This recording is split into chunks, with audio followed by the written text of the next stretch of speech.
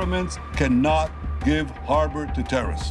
গাজার দক্ষিণাঞ্চলের খান ইউনিসের ধ্বংসস্তূপ থেকে 25 ফিলিস্তিনের মৃতদেহ উদ্ধার করা হয়েছে। উদ্ধারকৃতদের মধ্যে একজন নারী সাংবাদিকও রয়েছেন।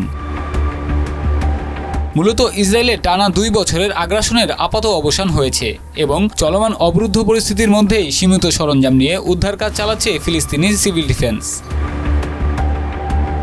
দেশটির এক সংবাদ সংস্থা জানিয়েছে, ফরেনসিক দলের সহায়তায় মৃতদেহগুলো উদ্ধার করা হয়েছে। উদ্ধারকৃতদের মধ্যে সাংবাদিক হিবা আল আবদলি এবং তার মাও রয়েছেন। তারা 2024 সালের জানুয়ারিতে ইসরায়েলি হামলায় নিহত হন। পরে তাদের মরদেহ সরকারি কবরস্থানে দাফন করা হয়। সিভিল ডিফেন্স জানিয়েছে, উদ্ধার কাজে শুধুমাত্র সাধারণ ও প্রাথমিক সরঞ্জাম এবং কিছু জীর্ণ যন্ত্র ব্যবহার করা হচ্ছে। ইসরায়েল এখনও ধ্বংসস্তূপ সরাতে প্রয়োজনীয় ভারী যন্ত্রপাতি আনতে অস্বীকার করছে, যা অক্টোবরে কার্যকর হওয়া সাময়িক যুদ্ধবিরতির পরও মৃতদেহ উদ্ধারে কঠিন করে তুলেছে।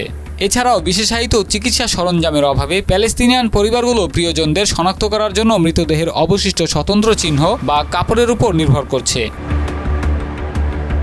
জাতীয় নিখোঁজ কমিটির তথ্য অনুযায়ী গাজায় এখনও 10,000-এরও বেশি মানুষ ধ্বংসস্তূপের নিচে নিখোঁজ রয়েছেন। কমিটি এই অঞ্চলটিকে বৃহত্তর গণকবর হিসেবে উল্লেখ করেছেন। যুদ্ধের পর থেকে ইসরায়েল বারবার সাময়িক যুদ্ধবিরতি লঙ্ঘন করেছে। অক্টোবর 2023 থেকে এ পর্যন্ত ইসরায়েলের হামলায় 71,000-এরও বেশি মানুষ নিহত হয়েছেন, যাদের অধিকাংশই নারী ও শিশু, এবং 1,71,000-এর বেশি মানুষ আহত হয়েছে।